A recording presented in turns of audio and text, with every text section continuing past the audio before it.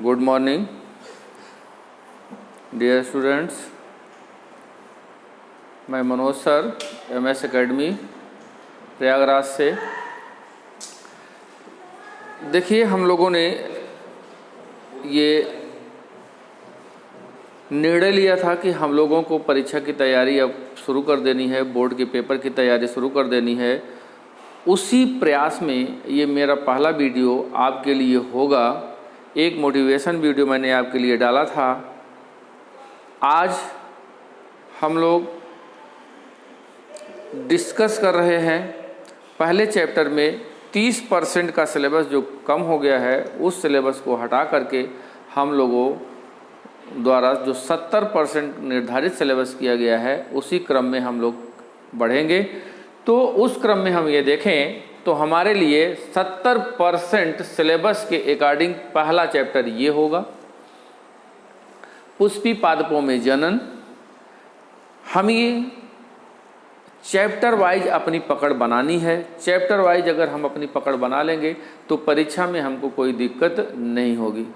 हमें कुछ भी नहीं छोड़ना है, हमें सब कुछ पढ़ना है, सब आसान है। अगर आप टॉपिक वाइज या ऐसे रटते हैं या इम्पॉर्टेंट क्वेश्चन रटते हैं तो वो कुछ समय तक के लिए रहेगा, बाकी वो आपकी मेमोरी से चला जाएगा।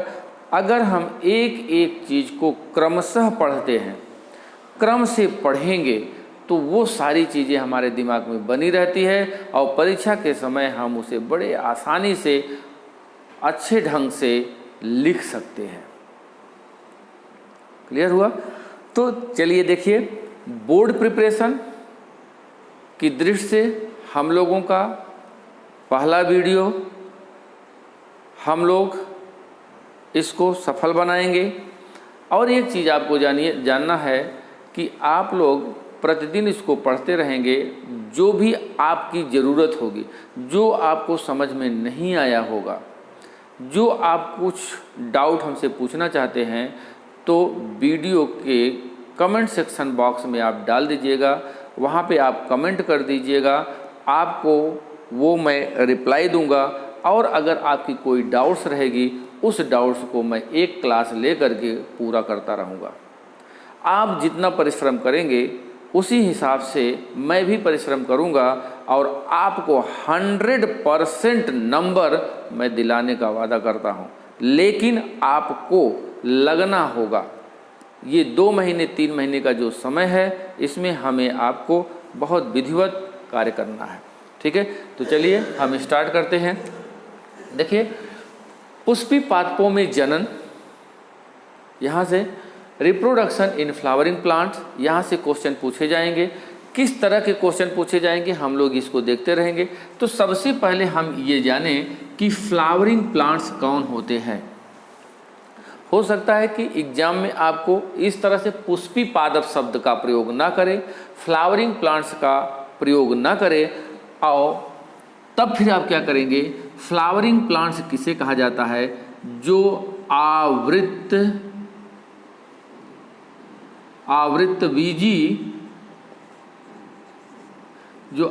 बीजी पौधे होते हैं, उनको हम पुष्पी पादप कहते हैं। उनको हम क्या कहेंगे? पुष्पी पादप। ठीक है, ये पुष्पी पादप हुए। इन्हीं को हम फ्लावरिंग प्लांट्स कहेंगे। इंग्लिश में देखिए, जो स्टूडेंट्स इंग्लिश मीडियम से होते हैं, उनको हम यहाँ पर ये देखिए, इनको कहा जाएगा एंजियोस्पर्मिक प्लांट्स। Angiospermic plants. तो ये एंजियोस्पर्मिक प्लांट्स क्या होते हैं, आपने 11th में इसको पढ़ा होगा। लेकिन अब यहाँ पर जब हम शुरू कर रहे हैं तो 11th की चीज़ें अब आपको याद नहीं होगी, भूल गया होगा। तो कुछ इसके महत्वपूर्ण लक्षणों को जानना हमारे लिए बहुत ज़रूरी होता है। अगर हम इनके लक्षण को जानें, थोड़ी सी बात, तो एंजियोस्पर्मी के कुछ महत्वपूर्ण लक्षण जानना है। सारे लक्षण को जानने की ज़रूरत नहीं है। तो अगर हम इनके लक्षण को देखें तो हम ये कह सकते हैं कि देखिए, यहाँ पर हम क्या कहेंगे कि इनका जो प्लांट होता है, इनके पौधे को, ठीक है, आवृतबीजी जो पौधे होते हैं इनकी मुख्य बॉडी को, इनका जो मुख्य शरीर होता है उसे हम बीजाणुद्भिद कहते हैं। बीजाणुद्भिद, देखिए कितना टिपिकल शब्द लग रहा है। लिखने में दिक्कत हो रही है, पढ़ने में दिक्कत होगी, याद करने में दिक्कत होगी, तो इसको हम इंग्लिश में क्या बोलते हैं? स्पोरोफाइट। अब हमें ये देखना है, अब आप ये सोच रहे होंगे कि स्पोरोफाइट, ये हमको स्पेलिंग याद करना पड़ेगा, हमें दिक्कत होगी। तो आपको दिक्कत नहीं होगी। जैसे मान लीजिए आपको स्पेलिंग नहीं याद है तो इसी शब्द को आप क्या लिख देंगे? स्पोरोफाइट लिख देंगे। ये देखिए, और कहीं से भी आपका नंबर कट नहीं होने वाला है, पूरा का पूरा नंबर मिलेगा, इससे घबराने की ज़रूरत नहीं है। तो हम लोग क्या करते हैं कि इन सेंटेंस को, इंग्लिश वाले वर्जन को भी देखते चलेंगे, और हमें स्पेलिंग नहीं पता है तो इसको हम इसी तरह से जैसे हम बोलते हैं उसी बोलने के सीक्वेंस में हम उसको हिंदी में लिख देंगे।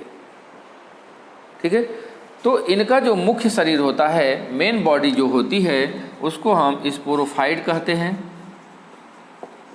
क्या कहेंगे? स्पोरोफाइट कहेंगे।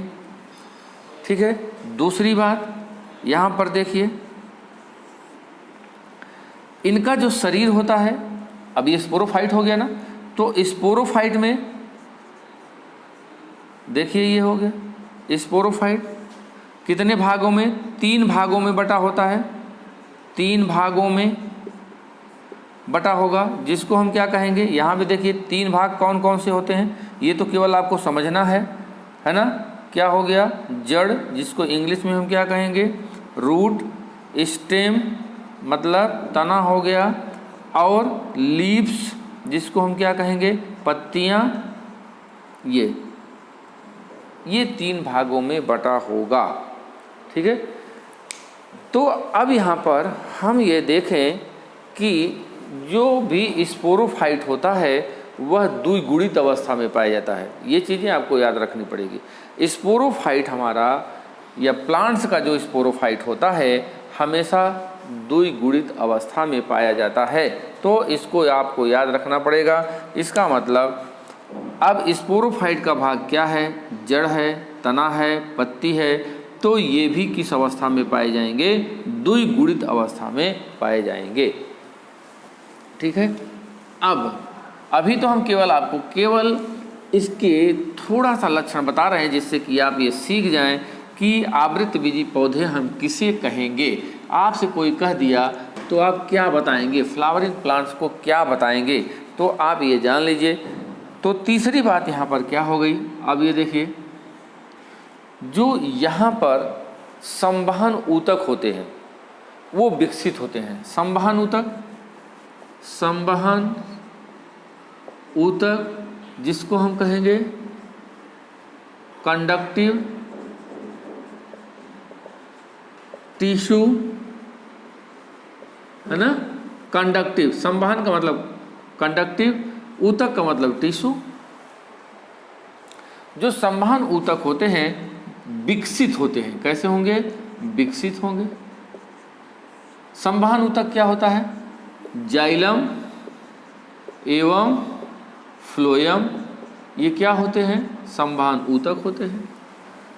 जाइलम को आप हिंदी में लिख सकते हैं, ये देखिए जाइलम और फ्लोएम। मैंने यही सब बोला कि आपको स्पेलिंग नहीं पता है तो घबराने की ज़रूरत नहीं है, उसी को आप बिल्कुल हिंदी में लिख दीजिए, आपका बिल्कुल सही रहेगा। ठीक है, जाइलम और फ्लोएम यहाँ पे विकसित होंगे। और भी इसके बहुत कैरेक्टर होते हैं, जैसे जाइलम में वाहिकाएं पाई जाती हैं, ठीक है, और फ्लोएम में कंपेनियन सेल्स पाए जाते हैं, सखी कोशिकाएं पाई जाती हैं। ये सब चीज़ें होती हैं, लेकिन अब यहाँ पर हमें आपको बहुत ज़्यादा डिटेल जाने की ज़रूरत नहीं है। फिर इसके बाद यहाँ पर आप ये देखें, इनका जो जनन अंग होता है, ये जिसको हम कहेंगे, मेन बात ये है लैंगिक जनन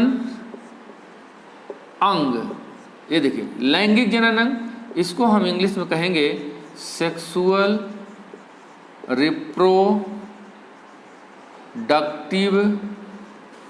आर्गन।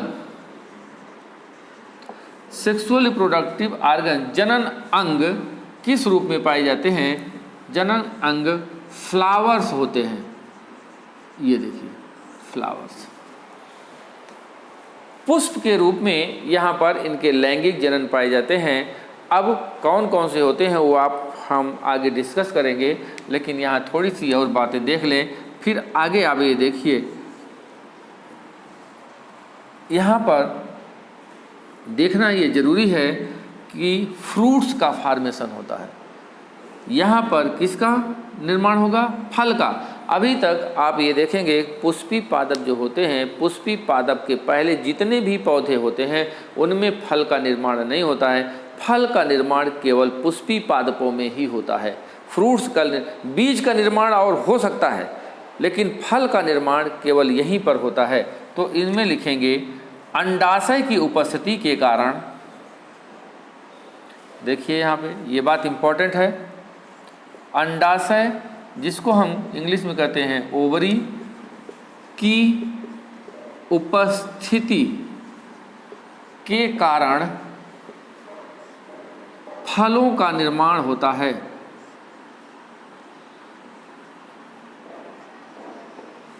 फलों का निर्माण होता है, ठीक है, ये चीज़ हो गई। फिर यहाँ पर हम ये देखेंगे इनमें द्विनिषेचन, जिसको हम कहते हैं डबल फर्टिलाइजेशन एवं त्रिसंलयन, जिसको हम इंग्लिश में कहते हैं ट्रिपल फ्यूजन। ये देखिए, तो द्विनिषेचन और ट्रिपल फ्यूजन जैसी यहाँ पर घटनाएं पाई जाती है ना, ये पाया जाएगा, ये सब घटनाएं पाई जाएंगी इसमें। फिर यहाँ पर हम ये देखेंगे कि इंडोस्पर्म, क्या कहेंगे? इंडोस्पर्म,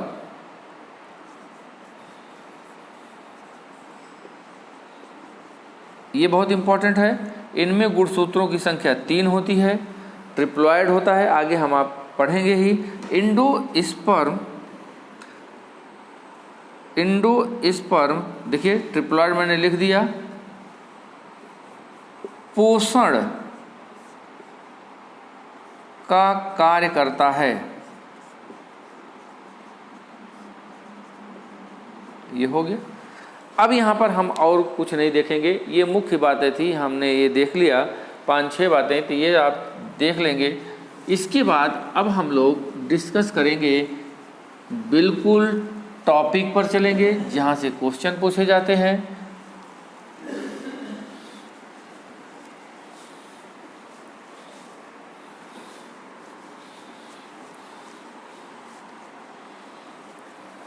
चलिए देखिए, अब हम यहाँ पर देखें फ्लावर या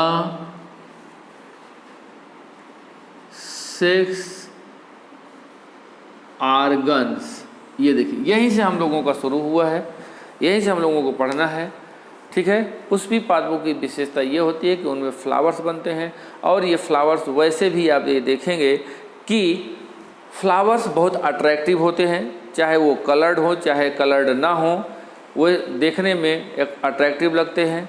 तो हम कुछ फ्लावरिंग प्लांट्स को भी लगाते हैं, फ्लावरिंग प्लांट्स को शोभा के लिए लगाते हैं, घरों में लगाते हैं, गमलों में लगाते हैं, तो वो फ्लावर की बात हो गई। तो फ्लावरिंग अगर आप करते हैं, फ्लावरिंग की कल्चर करते हैं, फ्लावर के पेड़ पौधे लगाते हैं, तो क्या हो जाता है? फ्लोरिकल्चर हो जाता है ना। तो अगर आपसे कहा जाए फ्लावर की स्टडी को, ये फ्लोरिकल्चर, तो ये क्या है? फ्लावर की खेती कर लीजिए, आप घर में करें चाहे बाहर करें, फ्लोरिकल्चर। ये सेंटेंस 1 नंबर में आपसे पूछा जा सकता है। देखिए अब कहाँ से क्वेश्चन निकल रहा है। अगर आपसे कहा जाए पुष्पों की खेती को हम क्या कहते हैं, तो आप कहेंगे फ्लोरिकल्चर कहते हैं। यहाँ क्वेश्चन मिल गया एक हमको। अब हमें इनके फ्लावर्स के पार्ट्स के बारे में देखना है। अब हम फ्लावर बनाने चल रहे हैं। देखिएगा, ये यहाँ, फिर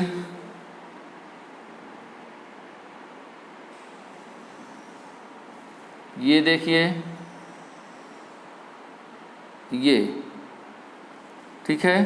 फिर यहाँ पे देखिए,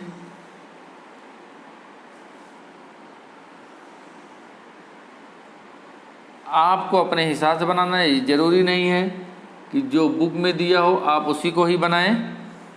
ये देखिए, अपने हिसाब से आप बनाएंगे, अच्छा बना ले जाएंगे। बुक में बंध करके हमें आपको नहीं पढ़ना है, अच्छे ढंग से पढ़ना है, कॉन्सेप्ट के साथ पढ़ना है। ये हो गया। फिर यहाँ पे देखिए, ये हो गया। फिर यहाँ पे हम ये देखेंगे कि नीचे ये इस तरह से हमको मिलता है, ये हम लोग ये बना देते हैं। ठीक है। बीच में इसके हम ये देखेंगे कि यहाँ पर इस तरह से दिखा दीजिए, ये हो गया, ओब्यूल हो गया। तो यहाँ पर हम देखें, जिस पर आप ये देखिए, पुष्प में पुष्प का ये सब भाग जिस पर लगा होता है उसको हम थैलमस कहते हैं। अगर आपको इंग्लिश नहीं पता है तो इसी को हिंदी में लिख दीजिएगा। हिंदी में हम इसको पुष्पासन कहते हैं। पुष्प का आसन, पुष्पासन। अब ये देखिए, इसको हम कैलिक्स कहेंगे, इसे हम कोरोला कहेंगे, और इसे हम एंड्रोसियम कहेंगे, और इसे हम गाइनोसियम कहेंगे। ये देखिए, और यहाँ पर ये बीच में ये आप देख रहे हैं, इसको हम नाम दे देंगे, अलग से यहाँ लिख दे रहे हैं, इसको आप ओब्यूल कह दीजिए। क्या है? ओब्यूल। ये गाइनोसियम का पार्ट है, ऐसे यहाँ पर हमने दिखा दिया। तो अब अगर हम ये देखें, ध्यान से देखिए, आपसे ये पूछा जाता है, देखिए कैलिक्स आपने देखा, कोई फ्लावर ले लेते हैं तो फ्लावर के नीचे जो हरा हरा पार्ट होता है, पुष्प के नीचे जो हरा हरा भाग होता है, उसको हम क्या कहते हैं? कैलिक्स। यह सबसे बाहर का भाग होता है, इसलिए इसको हिंदी में हम बाह्य दल भी कहते हैं। ये देखिए, इसके अंदर जो रंगीन भाग होता है, रंगीन खूबसूरत भाग जो लगता है, उसको हम कोरोला कहते हैं, या इसको हम दलपुंज कहते हैं हिंदी में। तो ये याद करना ज़्यादा सही है। इसी को आप कोरोला को हिंदी में लिख सकते हैं, जैसे ये हमने लिख दिया कोरोला, ये तब भी आपका सही है। इसके नीचे आप देखिए, फिर इसके अंदर एंड्रोसियम पाया जाएगा। एंड्रोसियम को आप हिंदी में लिख सकते हैं, नहीं तो यहाँ पे आप क्या लिख दीजिए? पुंकेसर लिख दीजिए। ये हो गया, पुंकेसर हो गया। और यहाँ पर आप गाइनोसियम लिखिए, और नहीं लिख सकते हैं तो यहाँ पर आप लिखेंगे, क्या लिख देंगे? स्त्री केसर लिख देंगे। ये हो गया। तो यहाँ हमें आपको यही चीज़ देखना है कि अब हमें देखना है, ये देखिए, यहाँ पर से हम ओब्यूल को हटा दें। ध्यान दीजिएगा, अगर आपसे कहा जाता है कि बेटा आप एक काम करेंगे, नोट्स अवश्य वीडियो को देखते हुए पेन कापी रखेंगे और नोट्स बनाते चलेंगे। आपसे कहा जाएगा आवृतबीजी पौधों में या पुष्पी पादपों में सहायक जननांग कौन होते हैं? तो ये देखिए, ये दोनों कौन? कोरोला और कैलिक्स, ये सहायक जननांग हैं। सहायक जननांग, ये ठीक है, सहायक जननांग जिसको हम कहते हैं एसेसरी सेक्स आर्गन। और मुख्य जननांग कौन हुए? एंड्रोसियम और गाइनोसियम। ठीक है, आपसे 1 नंबर में पूछा जाएगा नर जननांग को क्या कहा जाता है, मादा जननांग को क्या कहा जाता है। तो अब इसको हम लिखने चल रहे हैं। फिगर को आपने देख लिया। अब यहां पे देखिए, जैसे हमने कहा कि एंड्रोसियम, ये देखिए एंड्रोसियम है ना, इसी को हम क्या कहेंगे? एंड्रोसियम आपने पुंकेसर लिखा है, इसी को हम कहते हैं मेल सेक्स आर्गन ना। मेल सेक्स आर्गन का मतलब नर जननांग। ये देखिए नर जननांग है। नर जननांग को पुष्पी पादपों में, आज से क्वेश्चन पूछा जाता है, 1 नंबर में पूछा जाएगा पुष्पी पादपों में नर जननांग क्या होता है ना। तो हम कहेंगे एंड्रोसियम या पुंकेसर नर जननांग होता है। एक एंड्रोसियम का हम फिगर देखें यहाँ पे, तो ये देखिए, ये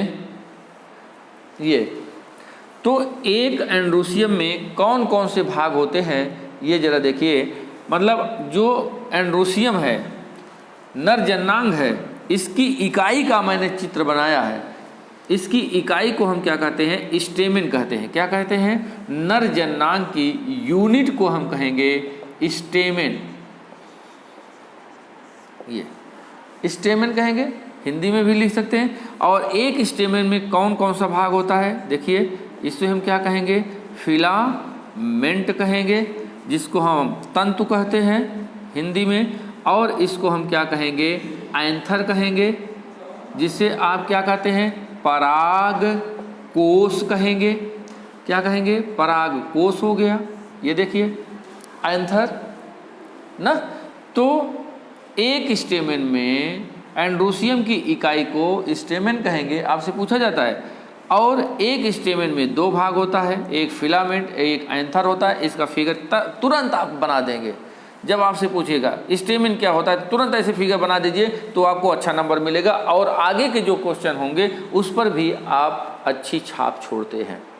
ठीक है, तो अब यहाँ पे हम देखें कि इस परागकोश में एक भाग ये हो गया और एक ये हो गया। इसको हम ये क्या कहेंगे? लोब कहेंगे। क्या कहेंगे? लोब। पालित, द्विपालित, 2 पालित है, द्विपालित, 2 पालित 2 लोब। इसको इंग्लिश में क्या कहेंगे? By lobed. ये ठीक है। तो अब यहाँ पे देखना है कि नर जननांग ये हो गया ना। अब यहाँ पर हम इसी के पास में देखते हैं, एक एक हमें पूरा अध्ययन करना है, पूरा हमें डिस्कस करना है यहाँ पर। चलिए अब हम यहाँ पे देखते हैं मादा जननांग। देखिए गाइनोसियम, ये क्या होगा? Female sex organ. मादा जननांग हम कहेंगे, फीमेल मतलब मादा जननांग हो गया, गाइनोसियम हो गया। अब यहाँ पर इसकी यूनिट को देखिए, क्या कहेंगे? यूनिट। इसकी यूनिट को हम कहते हैं कार्पेल। ये देखिए, आप हिंदी में भी कार्पेल लिख देंगे, कार्पेल। ये देखिए कार्पेल हो गया।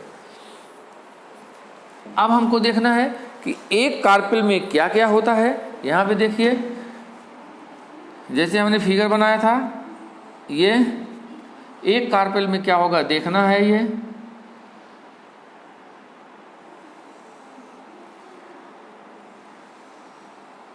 ये देखिए, इसको हम कहेंगे स्टिग्मा, जिसको हिंदी में आप कहते हैं वर्तिकाग्र। और इसको हम कहते हैं स्टाइल हिंदी में। वर्तिका, और इसे हम कहेंगे ओवरी, अंडाशय, ये हो गया। बस ये 3 भाग होते हैं। एक कार्पेल में गाइनोसियम की जो इकाई कार्पेल होती है, इसमें 3 भाग होते हैं। और ओवरी तो बहुत महत्वपूर्ण है, ओवरी से ही फल का निर्माण होता है, मैंने आपको बताया था। और इसी ओवरी के अंदर हम लोग जब फल खाते हैं तो देखते हैं कि उन फलों में बीज होता है, और बीज किससे बनता है? वो है ओव्यूल। किससे बनता है? ओव्यूल। ठीक है, इसी से बीज बनता है, ओव्यूल, अंडक। ओके, चलिए अब यहाँ पर हम लोगों ने देखा कि नर और मादा जननांग कौन कौन होते हैं। ठीक है, उनके कौन कौन से भाग होते हैं, ये सब चीज़ें हम लोगों ने देख लिया। आपसे पूछा जाएगा कि मादा जननांग का नाम लिखिए, तो आप मादा जननांग का नाम लिख देंगे गाइनोसियम, या इस तरीके से लिखेंगे। अगर आपसे इकाई पूछी जाती तो आप कहेंगे कार्पेल। ठीक है, तो ये कार्पेल का आपने तुरंत फिगर बना दिया। ठीक, नर जननांग। अब हमें देखना है जो हम लोग स्टडी करते हैं, कौन सा भाग की स्टडी की जाती है? नर जननांग में इस भाग की स्टडी की जाती है, और मादा जननांग में ये किया जाता है, मतलब ओवरी और ओव्यूल का। और यहाँ पर हम ये देखते हैं किसका? पराग कोश का अध्ययन किया जाता है। तो हम लोग अब डिस्कस करेंगे, ये एग्जाम में पूछा जाता है, इसका चित्र भी पूछा जाता है। तो हम लोग यहाँ पर अब पढ़ेंगे नर जननांग में एंथर या पराग कोश। चलिए,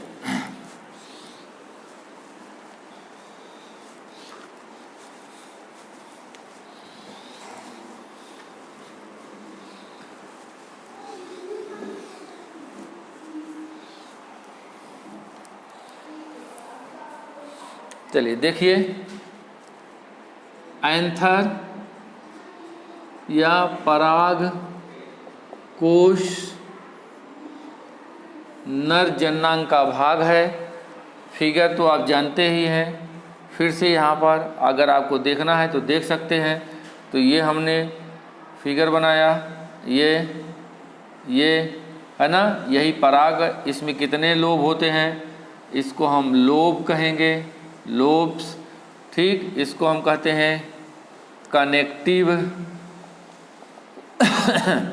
और ये तो आप जानते हैं, इसको हम क्या कहेंगे? फिलामेंट। तो हम क्या देख रहे हैं? ये एंथर है। एक एंथर में कितने भाग? ये एंथर है, तो इसमें 2 भाग देख रहे हैं ना। एक क्या देख रहे हैं? लोब्स, और दूसरा क्या देख रहे हैं? कनेक्टिव देख रहे हैं। कनेक्टिव को हम योज कहते हैं, योज। लोब को हम पिंड कहते हैं। क्या कहेंगे? पिंड कहेंगे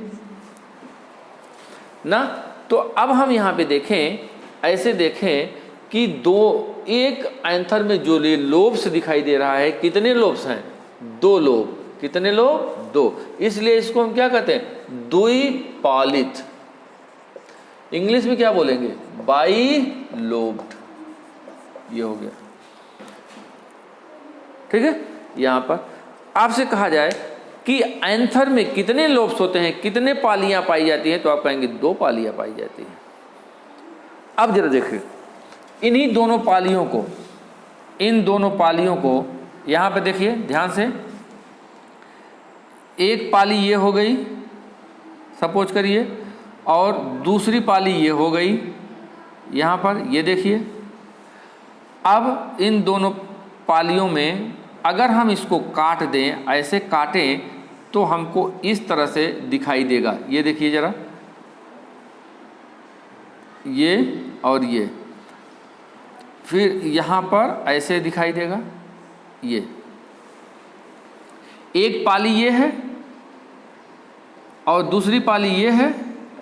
एक लोब ये है, दूसरा लोब ये है। तो एक लोब में हम ये देखते हैं ऐसे 2 चैम्बर्स पाए जाते हैं, कक्ष पाए जाते हैं। यहाँ पे देख रहे हैं ना, ये कक्ष हैं, चैम्बर्स हैं, चैम्बर्स। ये देखिए, जिसको हम क्या कहते हैं, कच्छ। हाँ? चलने दीजिए थोड़ा। कच्छ हो गया, क्या कहेंगे, कच्छ।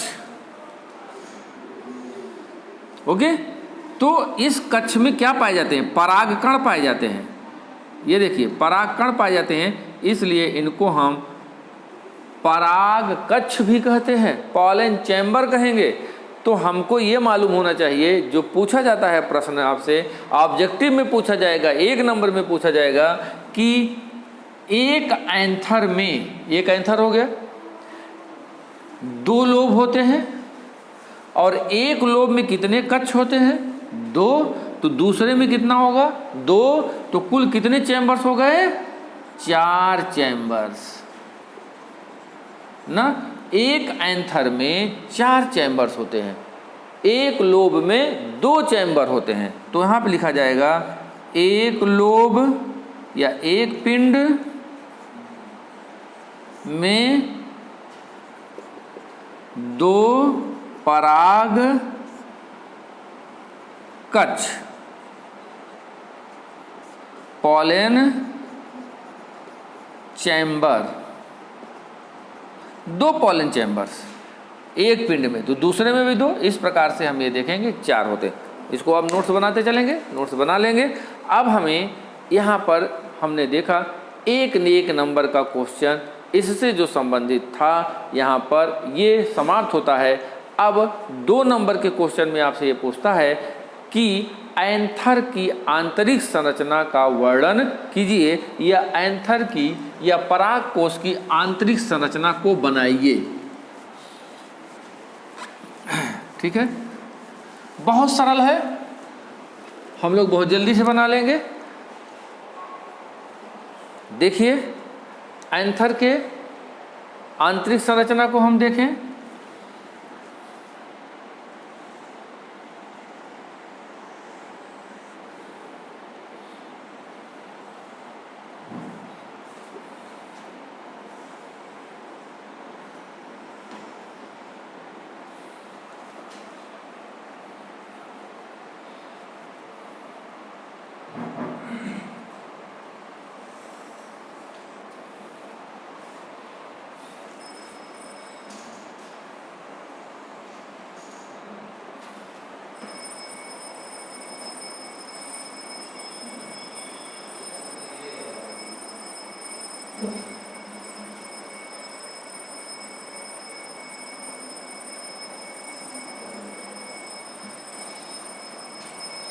ये देखिए, हम इसको क्या कहेंगे, एंथर की आंतरिक संरचना, internal structure of anther, internal structure of anther. तो आपसे कहा जाएगा पराग कोश की आंतरिक संरचना बनाइए।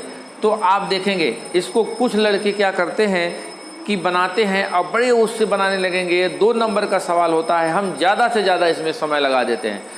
अब हमको समझना है, अब कैसे बनाएंगे। ये देखिए बेटा, ये ऐसे ऐसे ऐसे ऐसे हमने क्या कर दिया कि ये पूरा एक लाइन तो हमने पूरा बना दिया। एक लाइन हम समझ लो कि पूरा ऐसे बना दे रहे हैं।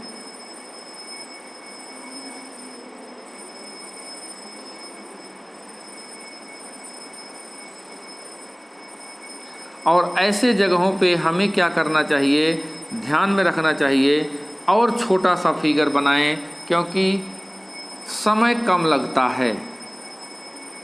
यहाँ पर हमने इसलिए थोड़ा सा बड़ा किया जिससे कि आपको वीडियो में आराम से दिखे। ये देखिए, हमने एक फिगर बना दिया। अब हम पूरा नहीं बनाएंगे।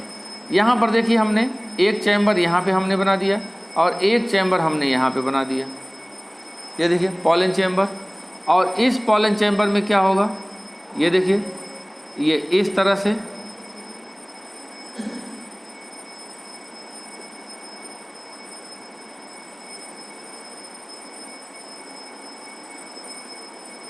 ये। अब हम क्या करेंगे, इसी के नीचे यहाँ पे देखिए ये सेल बना दिया हमने।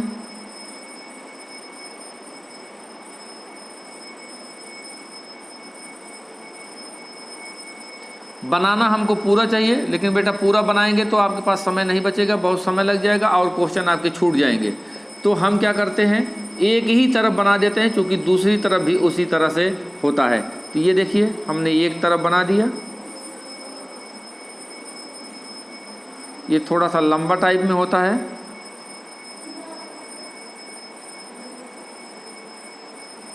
ये देखिए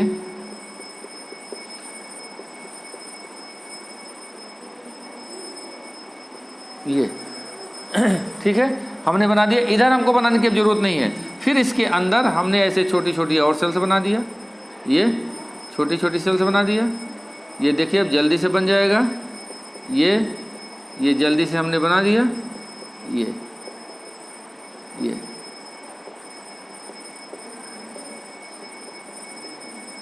जैसे आप इधर बना रहे हैं वैसे आप इधर भी बना दीजिएगा। ऐसे हो गया। अब हमें ज़्यादा समय इस पर व्यतीत नहीं करना है, तो हम इसको कहेंगे, क्या कहेंगे, एपिडर्मिस। इंग्लिश में याद रहे तो हिंदी में लिख दीजिएगा। इसको हम कहेंगे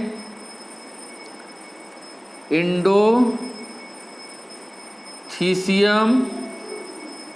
ये इसको हम कहेंगे मिडिल लेयर, और सबसे नीचे आप जो देख रहे हैं ये है, इसको हम कहते हैं टाइपिटम। ये देखिए ये क्या हो गया, टाइपिटम हो गया।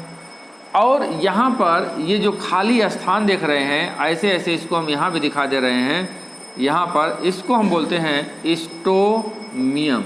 यहीं से अगर आपसे कहा जाए कि परागकोश कहाँ से फटता है, कहाँ से स्फुटन होता है, शब्द को जरा ध्यान से देखिए। स्फुटन मतलब फटना, है ना, तो यहाँ से होता है। परागकोश कहाँ से फटेगा, यहाँ देखिए जगह है, इसी को हम क्या कहेंगे, स्टोमियम कहेंगे। ठीक है, ये स्टोमियम रीजन है, यहीं से फट जाता है। और इसके अंदर ये देखिए ये क्या है, ये इसको हम क्या कहेंगे, पॉलन चैम्बर। और इस पॉलन चैम्बर में क्या पाया जा रहा है, पॉलन ग्रेन्स। ये देखिए इसमें पॉलन ग्रेन्स पाए जा रहे हैं।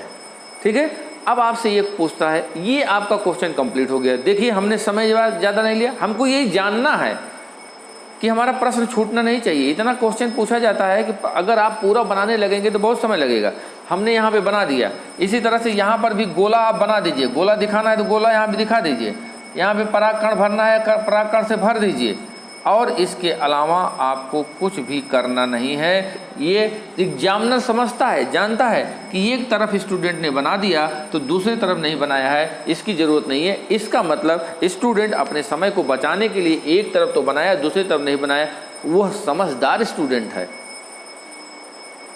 ठीक है, तो ये हो गया आंतरिक संरचना, जिसको हम अनुप्रस्थ काट कहते हैं। ये हो गया टीएस बोलते हैं। क्या बोलेंगे, टीएस, अनुप्रस्थ काट। मतलब टी का मतलब हुआ ट्रांसवर्स, एस का मतलब हुआ सेक्शन। ट्रांसवर्स का मतलब होता है अनुप्रस्थ, सेक्शन का मतलब होता है काट। अनुप्रस्थ काट होता है बेटा। तो ये हम लोग देखें कि यहाँ पर क्या खत्म हो गया, यहाँ पर एंथर की आंतरिक संरचना खत्म हो गई। तो इतनी सी बात, इसमें लिखने के लिए कुछ नहीं आएगा बेटा, केवल फिगर बनाने के लिए आएगा। तो सबसे एंथर की जो भित्ति होती है, एंथर की भित्ति में कितने लेयर होते हैं, 4। जरा देखो, एंथर की भित्ति में 4 लेयर।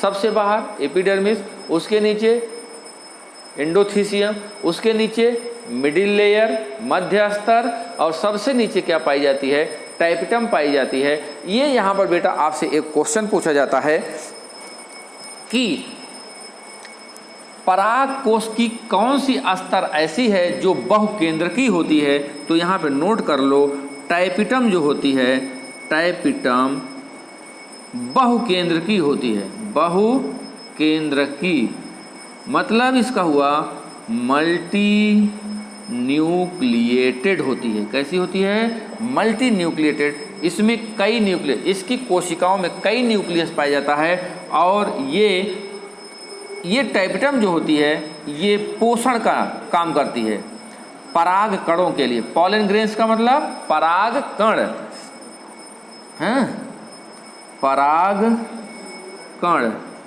पॉलन ग्रेन्स के लिए पोषण का कार्य, पोषण प्रदान करना, ये देखिए, ठीक है। चलिए इतनी बात हम लोग यहाँ पर देख लिए हैं। चलो यहाँ पर हम लोग देखते हैं, ठीक है, कि अब एंथर की अनुप्रस्थ काट खत्म हो गई है। यहाँ पर ये क्वेश्चन, अब हमको ये देखना है कि इस एंथर से, नर जननांग से और क्या क्या क्वेश्चन पूछे जाते हैं। अब उसमें जो क्वेश्चन पूछे जाते हैं हमने यहाँ पे आपको बता दिया। अब हमको देखना है कि अंदर क्या है, परागकण, परागकण कैसे बनेंगे, इनको देखना है, ठीक है। तो नेक्स्ट वीडियो में हम आप देखते हैं कि परागकणों का निर्माण कैसे होगा। Okay, thank you.